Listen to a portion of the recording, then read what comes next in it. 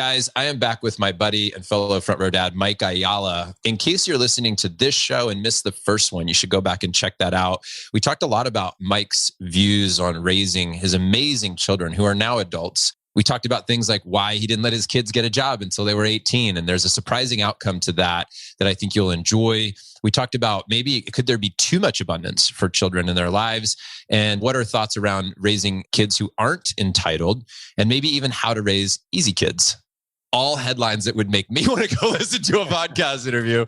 We're back for round two because I want to talk about building teams and buying freedom. Mike, good to have you back, buddy. Hey, it's good to be here. So much fun. All right. So just a little recap.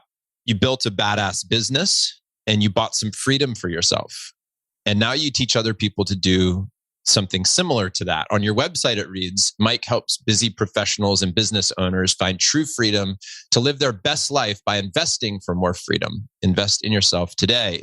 So look, many of our guys out there who are listening, they get investing in themselves, no doubt. Many people who are part of Front Row Dads deeply understand that, which is why they do. I'm going to use my exact situation currently in life for a launching off place because I think a lot of people will be able to relate. Tigers 12, Ocean 7.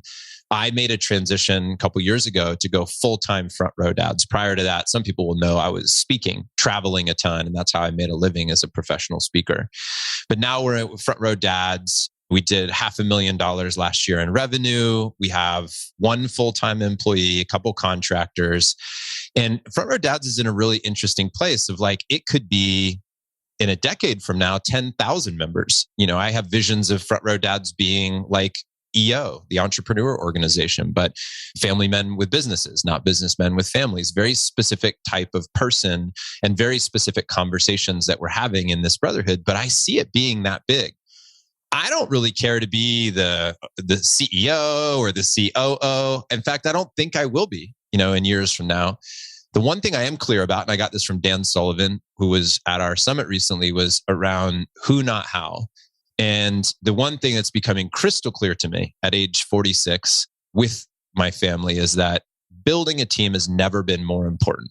And freedom has never been more important. Not just because of the state of the world right now and some of the conversations that are happening and some of the challenges I see with freedom and how it's being viewed or not viewed. But I think a lot of people are going to be able to relate to this, Mike, no matter where they are, because you have built a team in the past, 100 employees, and now you're rebuilding. You're building something new. You're back in the game, if you will, in a new season. So talk to us a little bit from experience, but also talk to us a little bit from your current scenarios of like, how are you approaching currently building teams and buying freedom? That's a big fucking setup. And it's a wide ranging, I gave you a lot of room there to take it where you want, but you teach this. So how might we start thinking about building teams, buying freedom? I love that because I was actually just decompressing and thinking backwards about a lot of different, it's really messy. And I was thinking as you were saying some of that, the replays of mistakes I've made and challenges. And I was having this conversation this morning, but everything. So I coached with Dan and strategic coach for a couple of years. And when he first brought up the who, not how, he put into words what I've naturally known for years. Yeah. But it wasn't because I was smart. It was because I've always been I've just been very clear. And I think we probably all are. I think we just get programmed to think that we have to do things that we don't love doing. And I've known from even as a young, I'm really hard to control. I'm really hard to manage. My mom would tell you good luck controlling Mike, right? And I realized even as a young entrepreneur, it's crazy. Even before we started the business, I was the youngest teacher for the Associated Builders and Contractors ever. I had graduated by the time I was 23 and then immediately became a teacher. And part of that was not because I was great. It was because they were short on teachers. But also through circumstances and series of events, I have these little path, these little dots on the path where I'm I feel like I was lucky.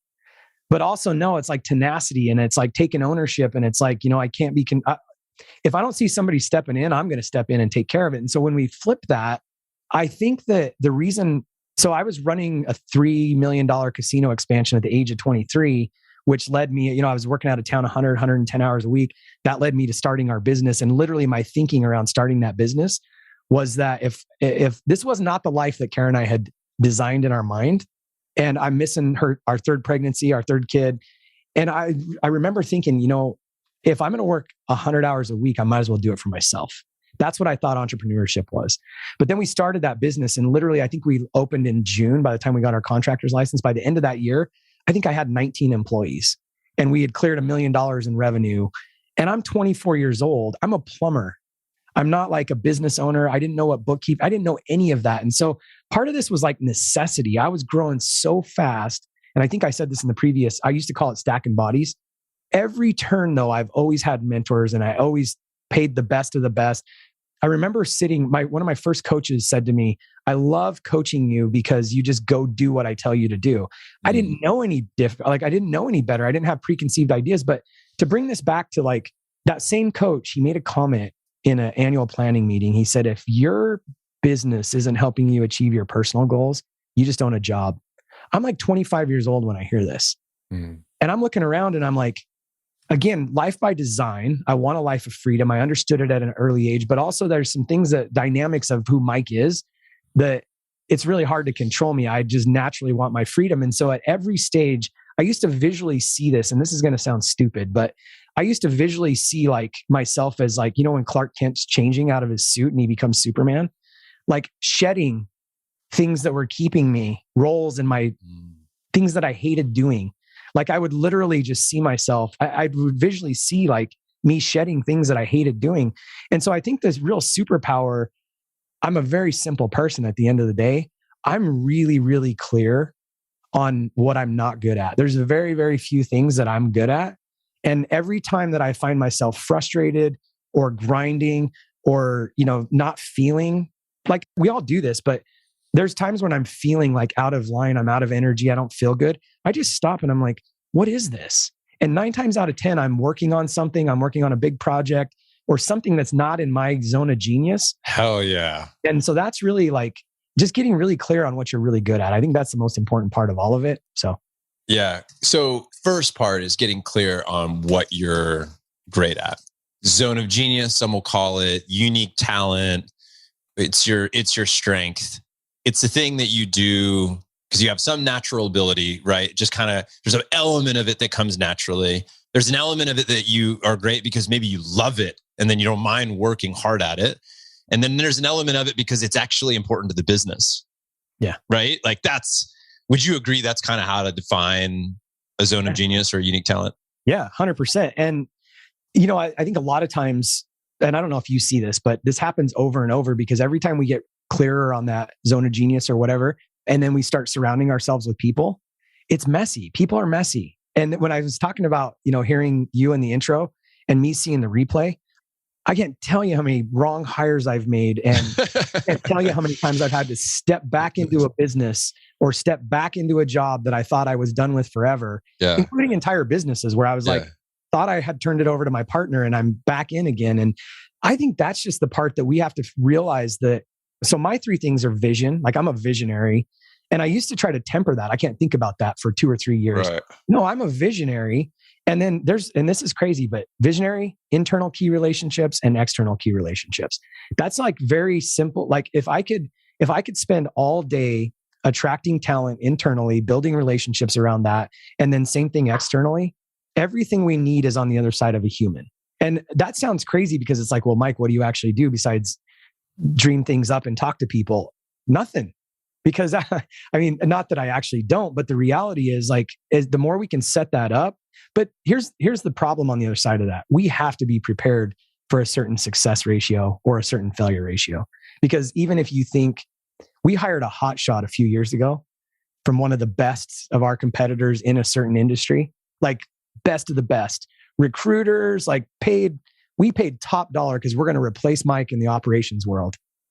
And about 9 months after it probably took 6 months or 8 months to get him. And then once we got him, about 8 or 9 months in, my team's crying, we're losing. It was a disaster. And so no matter how good you think you are at picking people or delegating roles or whatever, that's the replay. I just have to every time I just try to get a little bit better, but it's never perfect. So two thoughts came up for me. One is that if you're not in your zone of genius, so where if you're not doing your unique talent, the thing you were born to do, I think that is one of the things that will probably hurt you as a dad. Because if you have to go to work all day and do shit you're not supposed to do stuff you hate, you're tapped. When you come home, you're not going to have a lot left in the tank, right? Whether you're walking downstairs from the office, upstairs from the office, driving home, like you are not charged by your work. You were drained by your work. And then that's going to impede your ability to be a great family man. Has to. I mean, I definitely can think that what I don't have is a problem being a great dad. I don't have a problem being in a great marriage. It's not actually that my wife and I need a counselor. It's actually I just need to stop doing so much shit at work I'm not supposed to be doing because it's just killing me at home. Yeah. Yeah. And I don't always connect those dots. But when I do, I'm like, oh, the reason my wife's like, why is he so short with me? Is he really that pissed about the fact that I da-da-da-da-da-da? It's like, no, I'm actually pissed that I still have to do this admin work for this thing that I should have probably just hired somebody. So I'm really angry at myself for not being more intentional, more thoughtful at work. And now you are getting the residual stink of that terrible decision making. Yeah. I think the lesson is just like every time, I feel like timeframes start collapsing too. Like my first business was a 10-year time frame. I feel like things start getting tighter and tighter. Totally. The one thing that I've been finding myself saying a lot, it doesn't mean that all that was great lessons, but I've started thinking like from a perspective, I've always built, just like you built Front Row Dads, you built it on your back, man. Like it was your vision. You built it on your back. I've built these businesses on my back.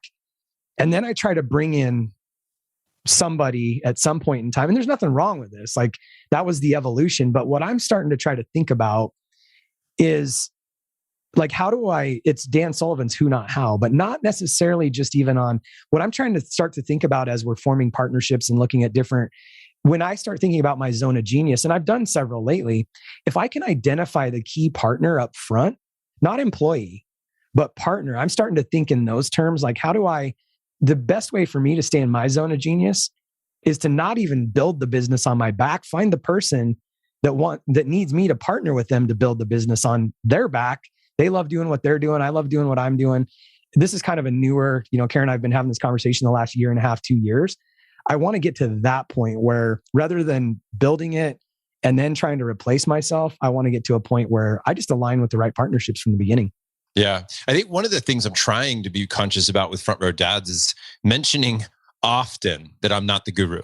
Like guys don't join Front Row Dads to hear wisdom from Vroman. They join because they want to connect with other great men and learn from and with each other. So it's built hopefully on the backs of all the men who go, yeah, we want a brotherhood. We want a place to call our own. We want a place where we get to create with other, like-minded and yet different people. That's what I hope ends up happening, which is why Steve runs the summits and Les runs the training calls. And nothing would make me happier than when people go, who's John Vroman and why should we care? Right? Like, it's like, that's great. That's awesome, man. I do not want that responsibility. Personally, it doesn't even feel good to have all that responsibility.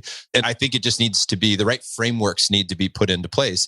Do you believe, going back to the hiring and building the right teams, let's talk about that a little bit, about who should be carrying what? Do you believe in the statement, slow to hire, quick to fire? Let's start there. Do you believe in that statement? I believe in it, but man, it's so hard. Yeah, that's right. Easy to say, harder to do.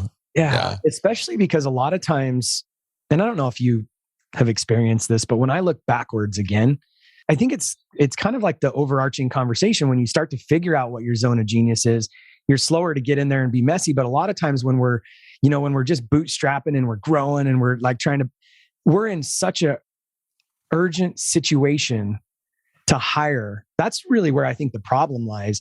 And I've thought about this a lot. I don't think there's a right answer to this, but I've thought this is probably a limiting belief, but I'm going to share it. You're human, Mike? Yeah, I know, right? I remember sitting on the golf course at an event. We were actually at Pinehurst, and there's a guy named Chris Harder who I have a lot of respect for.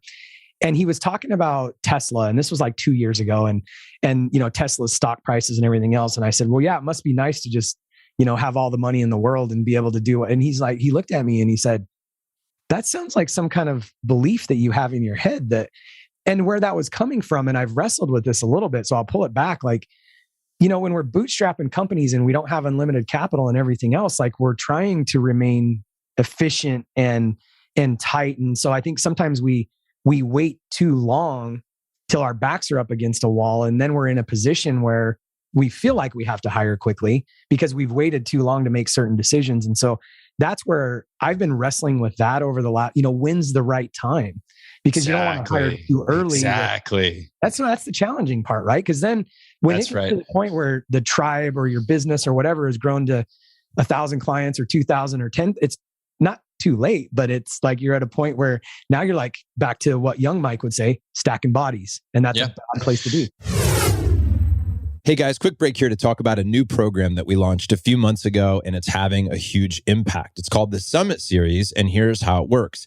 Every 60 days, we take a breather from the business and focus on improving life at home. So over 12 months, we take guys through the complete fatherhood journey, covering all 6 pillars, all of the bases to make sure that you're making progress in the areas of life that matter most. Now, we've all seen, and we've likely been this guy at times, a hard-charging business dude who spends the majority of their hours focused on growing the business while investing in the family takes a backseat. And I've heard the phrase, I've said the phrase, hey, I just got to get through the busy season.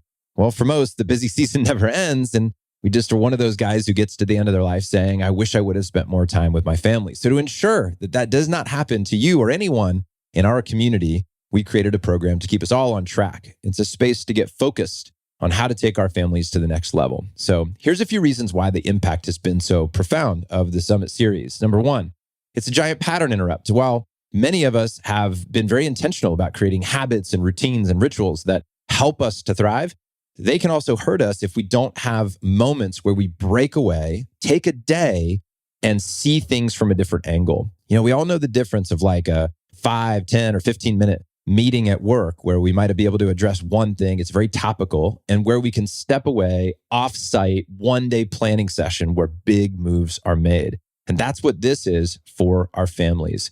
We also know that, it's not always about new ideas, it's about true ideas. So while we're all interested in novelty, we have to be careful of that. And we have to remember that we want the principles also that have been tested over decades and centuries and, that work for not just one family, but many families. So our summits are a mix of new and true ideas that serve men. We also believe in blind spots. It's one thing to go out and listen to a podcast like, hey, you're listening to one now, or to listen to an audiobook or sit and read a book, but that's one directional. You just are getting the content plugged into your head and you're able to contemplate it, and it does serve a purpose. But there's a totally different level of learning when you're in conversation with somebody who's hearing what you're saying, challenging your thoughts, getting vulnerable with you, reflecting back, giving you specific targeted ideas. And so within our brotherhood, that is what makes this Summit Series very different than any other type of learning that most men are getting exposed to. And lastly, one of the big reasons that guys benefit from the Summit Series is you're watching how other people design and facilitate conversations. So you're getting the benefit of learning from Steve Burchard, our designer and facilitator. He's one of the top facilitators in the world. And you can bring these same principles on how to host an online gathering like this to lead your business and other groups that you care about, your church groups, your family, and whatever it might be, men's groups that you're a part of in other industries. So learning to lead in this way, guys constantly walk away and say, not only did I walk away with amazing content, but I got great ideas of how I could run my meetings, which is fantastic. So if you want the best for your family, then you should have the best training. And we're the first company to address this topic specifically for high-performing entrepreneurial businessmen. So rather than me talking about it anymore, here's what one of our attendees has to say about the Summit Series. I just wanted to share some gratitude. This event was really one of the reasons I wanted to jump in to make connections. And there wasn't a single person that I interacted with who was not just on such a high level.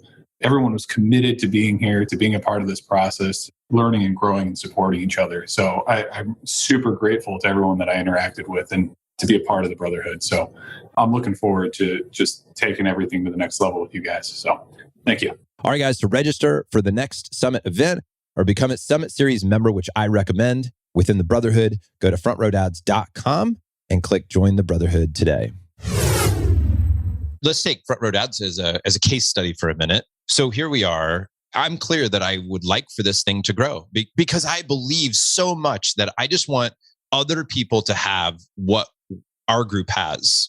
Great relationships, people to turn to. I recently shared that, on this podcast, and I'll tell you, Mike, I don't know if you know this, but a guy here in Austin, a dad, recently, not part of our group, but connected to a friend in our group. He took his own life. And one of, our guys, one of our dads sent me a message and he goes, John, I'm so grateful that Front Row Dads exists because we have somewhere to turn. We have people that we can talk to and confide in and have deep conversations with. And I know that not all men have that. So I'm compelled by a mission to help the right guys, the guys who we align with, to find Front Row Dads and get connected in that way. So I say all that because I want people to know the mission. I want to say that for myself also, because I'm clear that expansion is the thing, but not because I could really, I'll take millions, happy to redirect millions, shepherd millions of dollars, not going to put a stop to that. Happy to be wealthy, extremely wealthy, but it's not my driving force at all. Right? If that never happened, I would still be fucking fantastically happy as I am right now. Right? Yeah. So knowing that, we want to grow Front Row Dads. I would like to bootstrap it if we could, let the business feed itself, grow itself, reinvest capital. But I'm in exactly that place where you just talked about, where it's like, do I take a little bit of a loan? How much do we want in reserves? You know what I mean? Like, I'm struggling with the who to hire next, how to hire that person to find the A player. All of that becomes paralyzing for me. All right, which position's most important? Is it this one? Shoot. And then how much do I, and then where do I get them? And what does that process look like? Because I too have been burned by hiring the wrong person and then pouring into them. And then it doesn't work out. And you're like, never want to go through that again. It's almost like somebody who dates and they're like, I'm done with men. I'm done with women. I'll never do it ever again. Because that was just so miserable. Yeah. Right? Talk to me about, what are you doing internally? What is your process for figuring out how much to spend, when to hire, over leveraged, waiting too long? How are you figuring that out? So I've actually, then this sounds like overly simplified, but I take a piece of paper. Anytime somebody's like, we need more help, or I'm struggling with this too, I literally, and I have some thoughts because I think what you're building, and I shouldn't say this, but what you're building it's so different and it's amazing, but it's the same. You got the same problems. But so for years, I just draw a line down 3 columns and I've done this so many times, like have to, should do, shouldn't do. And I just start keep a note card in my pocket or whatever. And I just start looking at all the things. And every time I've ever worked with any employee, whether it's a CEO or whether it's somebody in sales or whatever, when we go through this exercise, it's usually because they're overloaded. And we get to a point where people are having conversations where I can't keep up. I have too much on my plate. And what we tend to naturally do is say, okay, well, let's just hire more people. But what we don't get to is what's the real meat of their zone of genius and what should they really be doing? And then also, what's the real problem within the organization that we really need to solve? And when I'm hearing what you're saying, by the way, what you've built is amazing. And, the community aspect. And I love when I first heard you speak at GoBundance at the summer event in Austin, like just your passion and that community aspect. When you were telling that story about, the brother that we lost, and it's such your heartbeat and culture. Like that's your job. That's your, like, from the time I saw you, I'm like, I need what this guy has. That's your, I don't even want to say job, but just making sure that the community remains a community. Karen and I were talking about this with sports. Why are bars like raving with, people screaming and yelling over? Because they need community. And that's what I love about Front Row Dads. It's also painful sometimes because it's the deep inner work. It's the challenging things where if we want just a community around people that are just cheering for sports, like there's no deep work in that. It's surface. So what you've built is amazing. And I would just say, like getting really down to making sure that you protect that. I love John Berghoff's like whole methodology around community. And when we really look at Front Row Dads and even just back to the what happens is in the list, that was a writing side, but in the list, there's 100 things in the column of have tos. I have to do this. I have to do this. I'm the only one that can do this. And I watch over 2 to 3 weeks as anybody on my team that I've ever, including me, there's almost nothing in the shouldn't do list. Maybe a couple little things that we really know we hate, but over the course of a few weeks, it flips. Like we start it, and I don't even tell them what I'm doing. Pretty soon, I know exactly what As it moves to this side, I know exactly what they should no longer be doing. And they're not actually overloaded. They're just doing the wrong stuff. And that identifies usually somebody down the line that we need to hire, and maybe not somebody up. A lot of times we want to make a parallel hire. Okay, well, I've got this amazing human that's my director of national sales and she's overloaded. And so I'm like, well, we just need to just break it up into West Coast and East Coast. We need another, maybe not. Maybe we need to get her zone of genius figured out and then bring some people down. And so I think it's really coming down to like, what's some of the challenges in the community? I mean, even growing Front Row Dads, I know that's not your core mission, but at the same, well, it is your core mission. I know that you would be happy even if it didn't grow revenue or whatever, sure. But you want to impact lives. And so how do we get the onboarding process? And I know I'm just talking out loud, but how do we get that faster and easier? And how do we get our cheerleaders? Like, we got to make that process simple. And it's not really more of John's time. It's more like John screaming from the rooftops, guys, this is what Front Row Dads is. And then filling that through the guys. And then the guys are growing the community. Like, you're doing it with the bands and everything else. But on a local level, I've seen other organizations that were very, very organic as Front Row Dads are. And then we bring in hot shots. And so I don't think it's any different than it is a big community. Just like I brought in a hot shot, you bring in a hot shot and then you lose the culture. Mm-hmm. And so I think that's the most important thing when you've got something that's so amazing and so organic and so mission driven and vision driven that you never lose that. And we put systems and processes in place down the line. And honestly, like finding somebody to replace you that can own that sense of purpose, that's not a recruiting thing. That's you finding them and knowing who they are when the time is right. When it comes to keeping your freedom and staying focused on that piece, what should people be thinking about? What did you think about when it comes to protecting your time?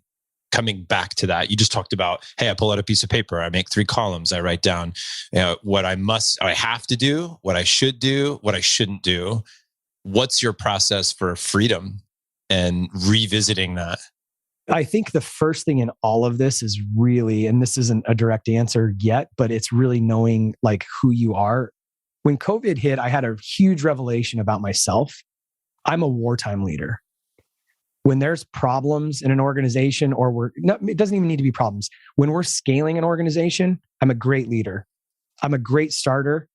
I'm a horrible maintainer. Like I'm a visionary. So really getting clear on, who are you and what is your part of that, I think is the most important part first. I'm a great wartime leader. When COVID hit and we had to come in overnight, when the gold mine went broke on me and I had to come in overnight, like those are the periods of time where I shine. But here's the flip side of that. When we're in peacetime, you don't want a wartime leader because I'll break shit. Like nothing's ever good enough. Like I'm always trying to fix things. You'll create war because that's where you thrive. Yeah. And so I think that, that was an indirect, but like really just understanding who the hell you are is the most important part of this whole scenario. Yeah. And even though when I have to step back in or step in, it's usually a situation that I created or it's an external force. And if I created the situation, I just try to take note of it. What did I do wrong here? And how do I never do that again? And if it's an external force, you couldn't see that coming. Mike, this is so important. And it might be a great place for us to try to land this plane for today. And here's what I feel. Here's what I see.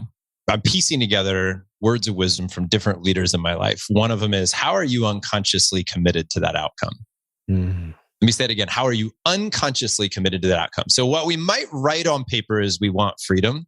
What I see is that a lot of guys are addicted to chaos. They're addicted to shit not working for a number of reasons. Number one is that if shit's broken at work and you have to go save it, it's a great excuse for the family, for you not to have to participate in picking up the kids from school or playing Army Men if you don't want to play Army Men with your child, or not knowing how to deal with that problem with your teen or whatever. You're just like, I got a fire at work, I got to go put it out. So sometimes we are unconsciously committed to having chaos. It's also an unconscious commitment because we get to be important, especially what you just said. Like if it's an area where you thrive, if you're great at putting out fires, you might be the one starting them so that you have a role, so that you're important.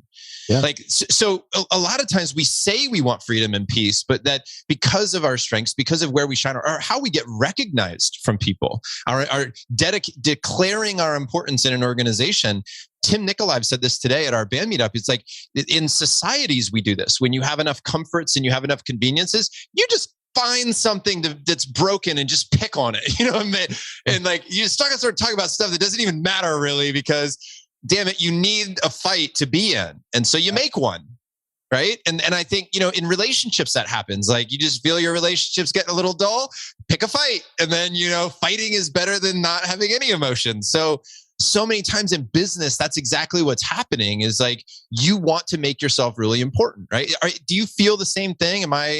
No, I do feel the same thing. And, I love, even as you're talking about that, I'm thinking about Ryan Holiday and ego is the enemy, and just the need to be needed and the importance. And that's kind of what I was getting at. Like, freedom to me is not that I, never want to work or I want to live on a beach or whatever. I just don't want to have to. And immediately, that's why, like, if I have to step in, did I create this problem? Or is this some kind of external problem? Because putting it in those buckets, I think, is extremely important. So I agree with you. Yes, I've created a shit ton of most problems that exist in my life. I created. And as you were saying that, I want to say one last thing on this.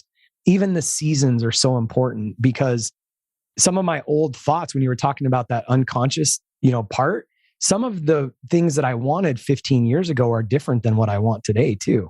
So I think just being able to flex and adjust and looking at old ideas and new ideas, I think that's extremely important. But yes, I agree, man. Like, I'm thinking of the big leap too, which just the limiting the upper limits. So many times it's me. It's recurring pathways. It's things that I haven't learned. I thought I learned, but I still haven't actually learned the lesson. Yeah. I think I would encourage guys to think about this question when they leave the show today: is how might you be unconsciously committed to not having freedom in your life? How would you be unconsciously committed to not having the right team member? Is there something there about you needing to be important, your ego needing to be validated? What's really going on under the surface? If you keep running the same patterns, there's something to maybe be looked at there. But I love the question in general: how would you build your team and buy your freedom? And I encourage everybody to maybe sit with that in your journals. If you're a member of Front Row Dads, maybe bring that to your band. Maybe post that in a thread today. Maybe send that question to somebody, or your next one-to-one chat. You're going for a walk with somebody, ask them, how do they look at building their team? And by the way, you don't have to be a business owner to ask that question. Building a team is like the people around you, the people that are in your, right? That your team doesn't have to be a business team. It could be lots of people. It's your tribe. And how are you buying your freedom and the ability to do basically what you want to do in your life, right? To, as Hal would say, live in alignment with your values is how he defines his freedom, which I think is a great definition. Mike, thank you for being here today, man. If people wanted to connect with you and go further, I know that you have lots of ways that you're offering value to the world. Maybe tell them where to go and maybe who might be the right person to go connect with you further. Yeah. So Instagram is probably the place where I'm most active. It's the Mike Ayala. I have a podcast called Investing for Freedom, which bringing on amazing guests and then just talk about what's in the mind of Mike. And, really at the end of the day, I mean, even that, I was thinking about the website and the little tagline there. I just want to help people challenge with their mindset and just help us grow each other. And so really it's more about mindset and just getting into, how do we create a better future for ourselves and those around us? Because I think that's all that matters. And you've done such an amazing job with Front Row Dads. I think where I point people to, if you want to go check out Mike's show, I was listening to the episode this morning where Matt Aitchison interviewed you on your podcast and you're telling your story. And so we got into a little bit of it today, but if people want the real dive and the real pathway to your, we'll call it success in your life, personally and professionally, that's a great show for people to go get to know you better. And then guys, if you resonate with Mike, just keep learning from and with him. And if you really want to get to know Mike, then maybe think about Front Row Dads in your future, because Mike's one of our members and Mike's a VIP, which means he's invited to come to our private retreats. That's a membership level where you have to be in Front Row Dads. You have to demonstrate that you're here for the right reasons, you add value, and then you have to be nominated or brought into a VIP level. We have 3 different levels in Front Row Dads. And by the way, as you're listening to this right now, I'm not sure when this show will drop. We're only opening enrollment in Front Row Dads 6 times this year in 2022, and only for 48 hours at a time. So there are very small windows where somebody can apply and get into Front Row Dads. We had lots and lots of people that were joining and interested in our brotherhood. We're doing this for several reasons. And it's going to be 6 times a year, 2 days a piece that you'll be able to enroll. But you can get on the wait list at frontrowdads.com if you like. Also, guys, please consider sharing this episode with somebody that might value this conversation, somebody that is thinking about building their team, buying their freedom, creating more freedom in their life. send this episode along and introduce Mike to somebody that you know so they can learn from and with Mike as well. That's it, guys. Mike, thank you for being our guest today, man. Thanks for being a brother, and so happy to have you in Austin now. Look forward to seeing you in person here as well. Thank you. Appreciate you. Gentlemen, thanks for listening to the show today. 2 actions to take from here. First, implement one thing that you learned from the interview. And number 2, share this episode with somebody who values being a family man with a business. If you're enjoying the Front Row Dad podcast, the biggest thanks we ever get are honest reviews. So thank you for your feedback in advance. We read all of them. And if you want to learn more about the Brotherhood, which is our private community of 200 men from 6 different countries, visit frontrowdads.com for more info. If you're wondering what the hell the Brotherhood is all about, I'll leave you with some real feedback from guys who are active members and why they are part of our crew. Thanks again for listening to the show, and I'll catch you on the next episode. You had this passion for wanting to find a way to make you a better parent and a better husband, just better in general. And so you developed this community of like-minded men that aspire to be better and aspire to put family first and business second. And so to me, there's no greater place I'd rather be. You know, people ask me all the time, like, if I could only pick one group, mastermind, organization, whatever to be part of besides my own, it's always yours. And that's it. And by the way, part of that has to do with you and the leader you are and the way that you treat people and how you show up and the level of preparation that you have and the quality and amount of value that you offer. And then part of it's in the community that's been assembled and these unbelievable like-minded men that show up willing and ready to serve and to give and to share. And so to me, there's no better place that I can be spending my time. I look at 2 different things that we can be doing with our time. One of them is growing relationships and starting first with the most important relationships. And the other one is growing our financial acumen and our wealth to be able to do the things that we want to do and have impact and be able to spend time with the people that we value most by buying that time back. So to me, what you do and what I do is a great marriage of what I think is most important. And I would also throw in there that health is, the other component of that. And I feel like the community that you've built, that each of us have built, is also centered around that. Because you talk about being a great husband, parent, that's going to come from taking care of yourself and making sure that you have the energy to be able to serve. And I do the same thing on a wealth standpoint, because wealth to me is not just about money. It's actually about having the time and the space to have your personal health. I would take having great health over no money any day of the week, rather than the inverse of that, having a lot of money but no health. So to me, those are like the 3 most important components. And to me, we're always merging those 3 in the things that we each do. And so I think that's why there's a lot of crossover of, members. That's why what you do resonates so much with me. What I do resonates so much with you. I joined as a lifetime member for that small little window where you offered it. I'm like, I'm in, because I know if I'm going to commit my time anywhere, this is it, because it makes me a better man, makes me a better husband, makes me a better father. It encourages me to really step up my peer group with other like-minded men so that I can be on mission, on point with other people that will hold me accountable at the highest level. John and I met 1.5 years ago with the launch of my first book. And as we were going through the interview, I began to ask him questions about the Brotherhood, and it resonated within me that a community of like-minded, like-hearted men that wanted to win, as he was just saying, at business and in life. And I'd reverse that. I want to win as a dad, and then I'd also love to be successful in business, because I feel like if I don't get the dad right, who cares what I did in business? That's my legacy. That's what lives beyond me. So to tribe up with a bunch of dudes going in the same direction with the pillars that are in place and the way that not only are you encouraged, compelled, you're chided, you're laughed with, but you get to pace yourself, but you can get around a band of dudes that you can trust, you can share with, you can grow with. And just recently completed a time with these guys. We did a fast at the start of the new year. Every day I would tune in to the little app where we were sharing comments, and I was so impressed how you could see guys that were further down the road and things like this, guys that were just starting, and the camaraderie, the encouragement. So for myself, this was a total fit, and I would encourage any dude that's looking for a place where you can feel connected with a band of guys wanting to go in the same direction. Front Row Dads is for you.